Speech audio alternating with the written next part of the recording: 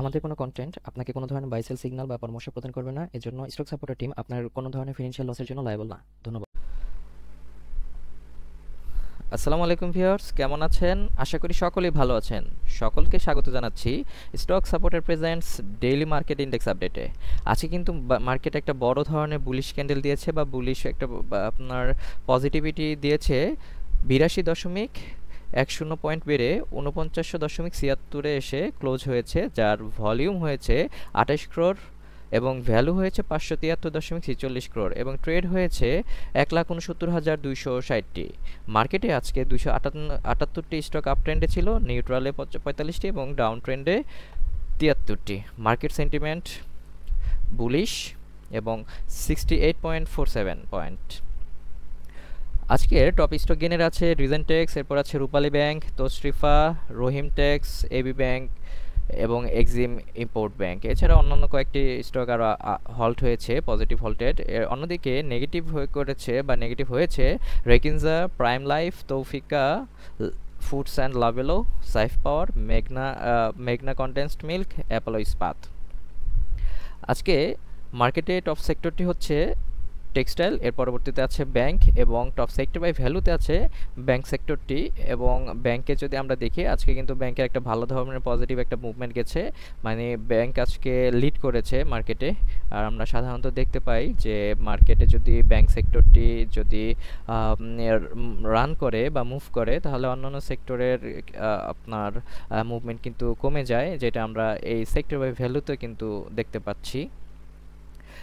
যাই হোক, আজকে যদি ব্লক ট্রানজ্যাকশনটা খেয়াল করি, তাহলে দেখব সবচেয়ে বেশি ব্লক ট্রানজ্যাকশনে হয়েছে SEMLLECMF। এটা আপনার ভলিউম হয়েছে 28,37,000।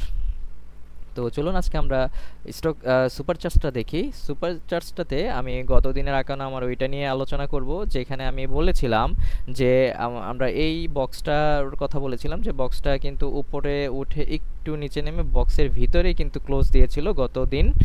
আর আজকে মার্কেট কিন্তু একটা বুলিশ মারুবুজু ক্যান্ডেল আমরা এটা বলতে পারি, এবং একদম আমাদের আগের যেই আমরা বলেছিলাম যে একটা এখানে একটা রেজিস্ট্যান্স পেতে পারে, তো মার্কেট কিন্তু আজকে এটা ভালোভাবেই এখানে এসে রিচ করেছে। এবং প্রথম যেই আপনার রেজিস্ট্যান্সটা ছিল 4954, এটাকে কিন্তু ব্রেক করে আপনার 4976 এই পয়েন্টেও আজকে 0.6 কিন্তু আপনার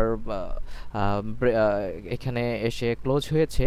অন্যদিকে ভলিউমের যে ব্যাপারটা, সেটা কিন্তু আস্তে আস্তে মার্কেট উপরের দিকে যাচ্ছে, সেই ইন্ডিকেশনটা কিন্তু এখানে দিচ্ছে।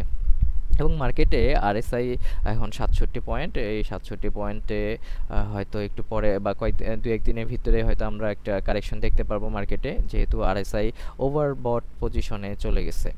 তো আজকে আমরা তাহলে একটু এখন দেখি যে আমাদের টপ স্টকটির এখন বর্তমানে চার্টসে কী অবস্থা।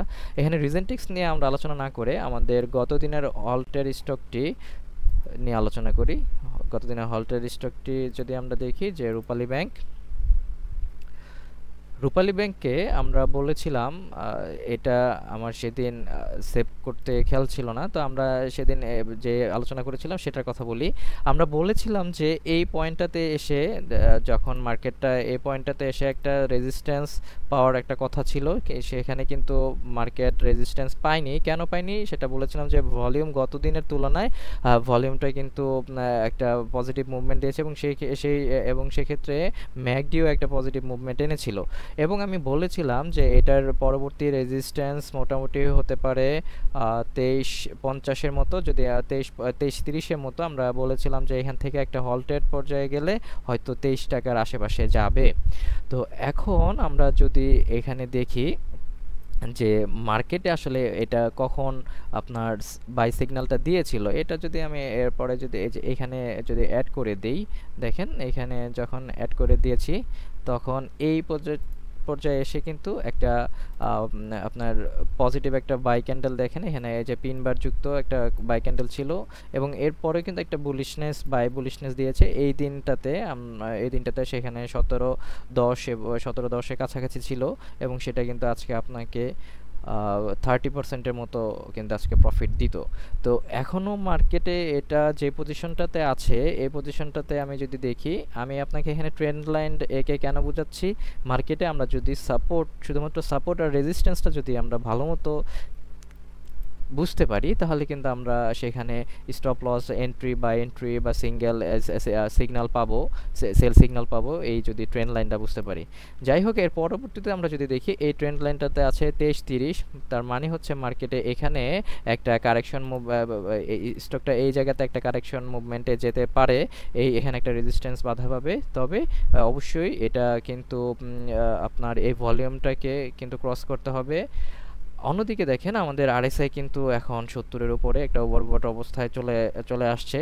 তো মার্কেট এটাতে এখানে যেটা মনে হচ্ছে যে মার্কেট এখানে একটা বড় ধরনের বিয়ারিশ পিনভার তৈরি করে এখান থেকে একটা ব্যাক যাবে, এখানে একটা বাধাপ্রাপ্ত হয়ে আবার মার্কেট কিন্তু এখানে 23-30-এ এসে ক্লোজ হতে পারে।